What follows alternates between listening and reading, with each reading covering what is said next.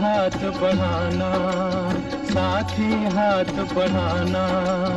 एक अकेला थक जाएगा, मिलकर बोझ उठाना। साथी हाथ बढ़ाना, साथी हाथ बढ़ाना, साथी रे, साथी हाथ बढ़ाना, साथी रे, साथी हाथ बढ़ाना, साथी रे। नमस्कार, मैं कविता उपाध्याय भारत टीवी में आप सभी का स्वागत करती हूं। आज हमारे साथ हैं शहीद भगत सिंह सेवा दल के प्रमुख श्री जितेंद्र सिंह शंटी जी। हाँ, आज हम इनसे जानेंगे। सब जानते कि दिल्ली के मसीहा भी हैं और डोनर किंग के नाम से भी मशहूर हैं। साथ ही ये कोरोना वॉरियर रहे हैं। जब सब लोग बाउंड्री के अंदर थे, घर के अंदर थे, स्टे होम स्टे सेफ का नारा था, ये बाहर थे। 24 घंटे ये सड़क पर थे, लोगों के साथ थे, उन लोगों के दुख के साथ थे जिन्होंने अपनों को गंवाया, अपने आप को उस बीमारी से जूझे जो लोग।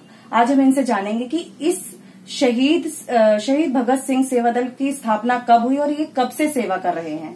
भारत टीवी के इस कार्यक्रम के प्रायोजक हैं येलो ग्रीन।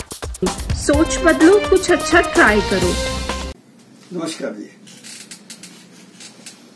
कोरोना काल जो नया इस जीवन में हमारे आया 2020 में, इससे पहले ही 25 साल से शहीद भगत सिंह सेवा दल निष्काम मानव सेवा में तत्पर रहा। और ये एक छोटी सी घटना ने जब हमारे जीवन को बदला, 1995 की बात है, जब दिल्ली के निगमबोध घाट पे किसी गरीब व्यक्ति को मैंने अपने पुत्र के दाह संस्कार के लिए लोगों की जली हुई लकड़ियों को उठाते देखा। उस दिन महसूस हुआ था कि राष्ट्रीय राजधानी दिल्ली में जहां लोग मकान के ऊपर करोड़ों रुपए लगाते हैं, करोड़ रुपए की कार में चलते हैं, शादी ब्याह में लगाते हैं, उसी दिल्ली के अंदर जब किसी को अपने पुत्र के दाह संस्कार के लिए लकड़ी के पैसे ना हो जिसके पास, तो क्यों ना ऐसी कोई संस्था बनाई जाए जो ऐसी सेवा का शुरुआत करे। और हमने शहीद भगत सिंह सेवा दल का लोकार्पण किया और शुरू में 1-2 करके 22 शमशान घाट हमने दिल्ली के अडॉप्ट किए, जिसमें निःशुल्क दाह संस्कार कराते थे, गरीब या असहाय या लावारिस। इसी के साथ जब हम इस काम में लगे तो हमें लगा यार, हॉस्पिटल में डेथ हो तो घर लानी हो डेड बॉडी तो वैन नहीं मिलती है, या घर से शमशान जाना हो तो वैन नहीं मिलती है। तो हमने पहली शव वाहन जिसे कहते हैं, तो 1996 में इनॉग्रेशन किया, जिसका इनॉग्रेशन कपिल देव जी ने किया था, क्रिकेट सम्राट। फिर हमने एक एम्बुलेंस बनाई जिसका इनॉग्रेशन दिल्ली के मुख्यमंत्री साहब सिंह वर्मा जी ने किया, और करते ही चले गए। उसके बाद तो काम जुड़ते चले गए। जैसे हमने निःशुल्क दाह संस्कार के बाद निःशुल्क एम्बुलेंस, निःशुल्क शव वाहन, फिर हमने मोर्ची बॉक्स बनाए एयर कंडीशन, क्योंकि आज भी दिल्ली में अगर एक रात के लिए मोर्ची बॉक्स चाहिए तो 5,000 रुपये किराया लगता है। आम आदमी कहां से देगा। तो हमने 6 मोर्ची बॉक्स भी बनाए, और उसी के साथ साथ हमने एक बहुत बड़ा काम शुरू किया जो ब्लड डोनेशन का था। हम ब्लड डोनेट करके हॉस्पिटल्स में दे देते थे। जब किसी को जरूरत होती थी, हमारा लेटर लेके जाके वो ब्लड ले सकता था। तकरीबन हमने 19,000 के करीब यूनिट ब्लड अभी तक एकत्र किया, और 102 बार मैं खुद ब्लड दे चुका हूं, जिससे मेरा वर्ल्ड बुक ऑफ रिकॉर्ड में भी नाम आया। शहीद भगत सिंह सेवा दल को भी 4 चांद लगे। लेकिन जैसे ही कोरोना काल शुरू हुआ तो जो हमारे एडमिनिस्ट्रेशन के लोग थे, डीएम, एसडीएम, सब ने कहा कि हमें एम्बुलेंस और शव वाहन की जरूरत पड़ सकती है, क्या आप देंगे।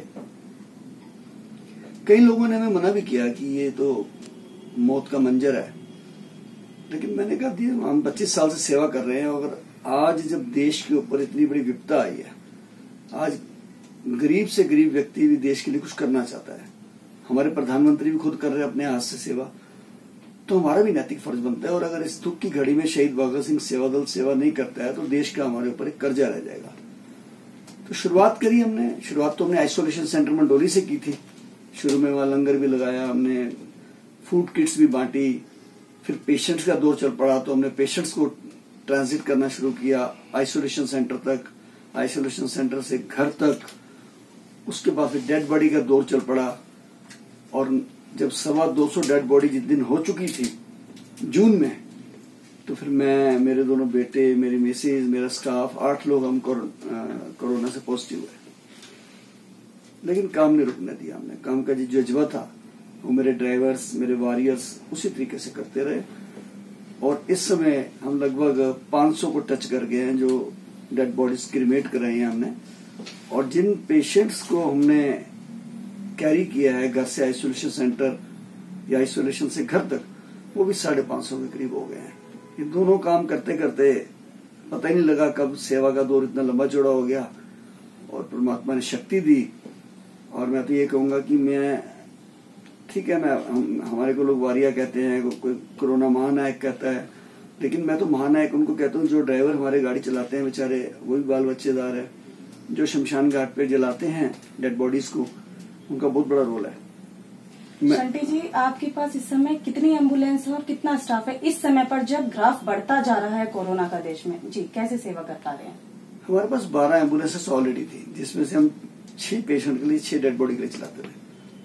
लेकिन कोरोना काल में ऐसा भी हुआ है, किसी दिन मैंने एक गाड़ी के अंदर 5 डेड बॉडी भी इकट्ठी हमने कैरी करी है, क्योंकि गाड़ियां कम थी उस समय, बॉडीज ज्यादा आ रही थी।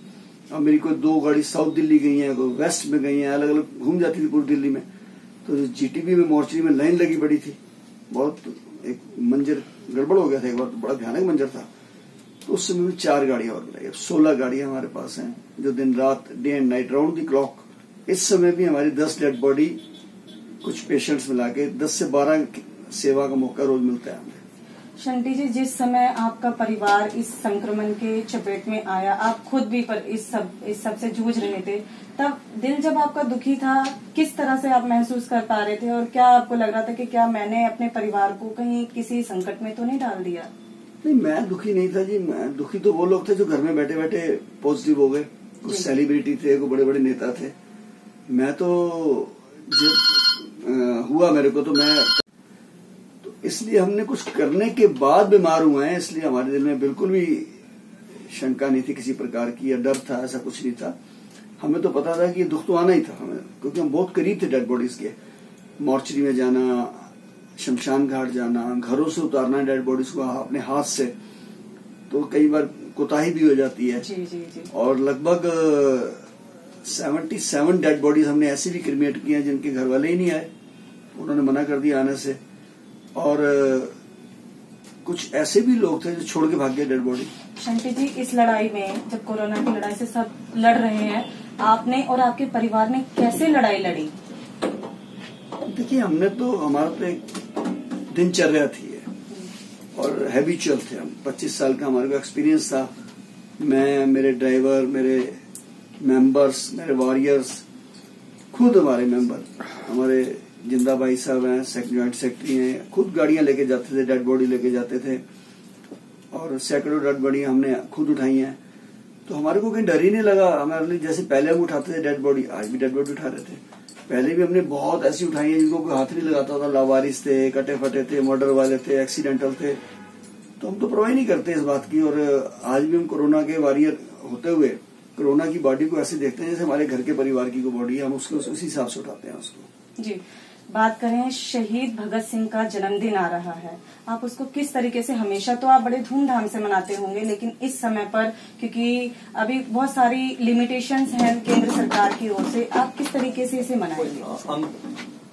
देखिए, हम लोग आज के इस माहौल को देखते हुए कहीं भी बहुत ज्यादा जश्न वाला काम नहीं कर रहे, क्योंकि आज तक हमारा रिकॉर्ड रहा है कि हमारे फंक्शंस में हर वर्ष सद्भावना दिवस में अक्षय कुमार जी आए, ऋतिक रोशन आए, टाइगर श्रॉफ आए, वरुण धवन आए, अनिल कपूर, अर्जुन कपूर, सो मैनी, और सिंगर्स दुनिया के, मीका, दलेर मेहंदी, गुरदास मान, छोड़ा ही नहीं कोई।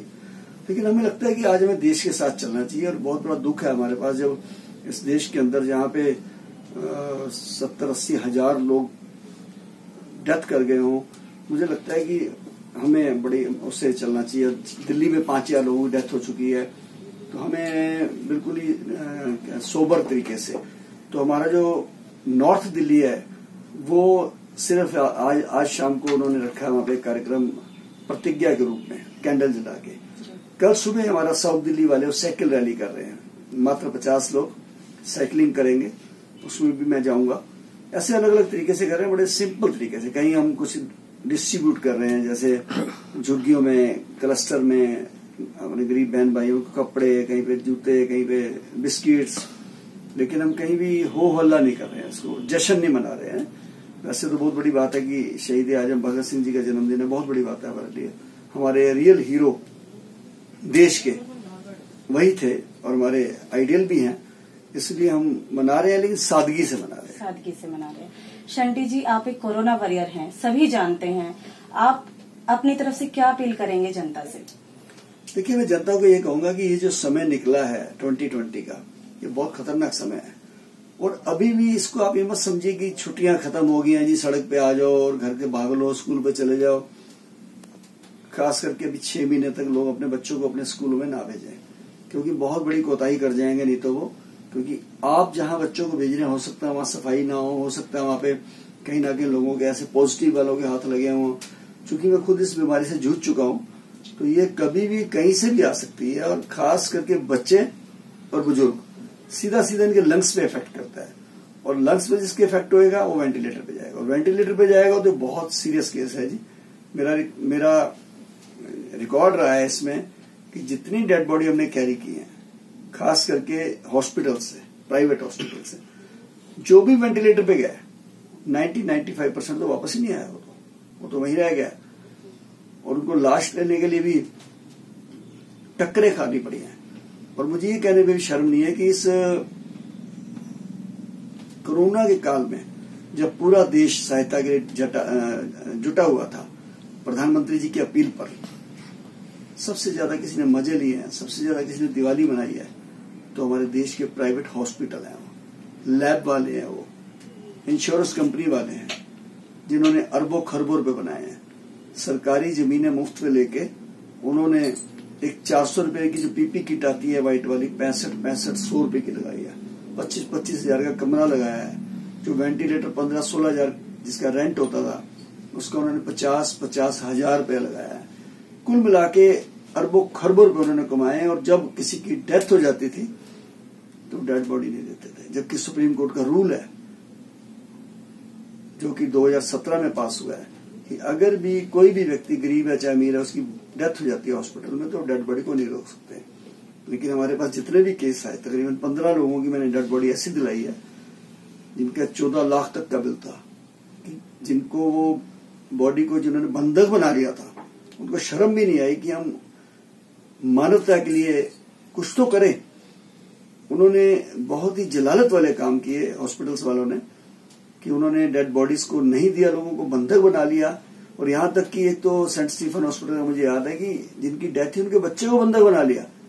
करे तो कमरे से बाहर नहीं निकलेगा जब तक पैसे नहीं आएंगे, तो हमने छोड़ो ये सारी बॉडी जाके। तो मुझे ये कहने में कहीं डर नहीं है कि इनके ऊपर अंकुश होना चाहिए। और मैंने अपील की है माननीय प्रधानमंत्री जी से कि ऐसे लोगों को जिन्होंने इस कोरोना काल के अंदर मजे लिए हैं, त्योहार मनाया है, अंधाधुंध पैसे कमाए हैं, ब्लैकमेल किया है, इन लोगों के ऊपर NSA के अंदर, नेशनल सिक्योरिटी एक्ट में इनके ऊपर केस रजिस्टर्ड होना चाहिए।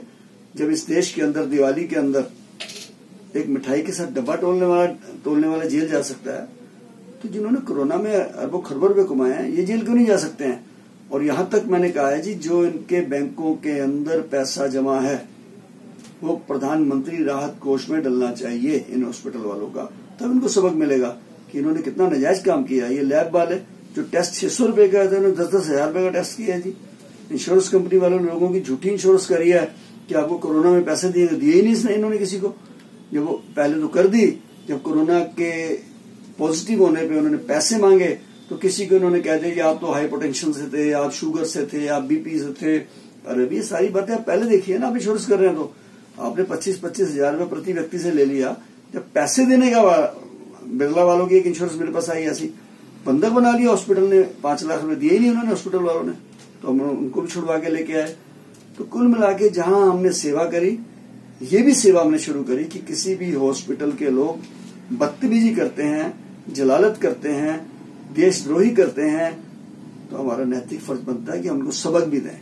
वो भी शहीद भगत सिंह सेवा दल ने काम किया मेरे वॉरियर से। जी, हमारे साथ हैं शहीद भगत सिंह सेवा दल के प्रमुख श्री जितेंद्र सिंह शंटी जी, इन्होंने न सिर्फ अपने परिवार और अपने साथ में कोरोना से लड़ाई लड़ी और हर एक देशवासी को, एक दिल्ली वासी को अपना ही परिवार समझा, दूसरे के बच्चे को अपना बच्चा समझा और इन्होंने खूब लड़ाई लड़ी है। महानायक कहलाए जाते हैं और वाकई में ये महानायक हैं। भारत टीवी और मैं भी इनको सलाम करती हूँ, भारत टीवी परिवार इनको सलाम करता है। धन्यवाद। भारत टीवी का बहुत बहुत धन्यवाद।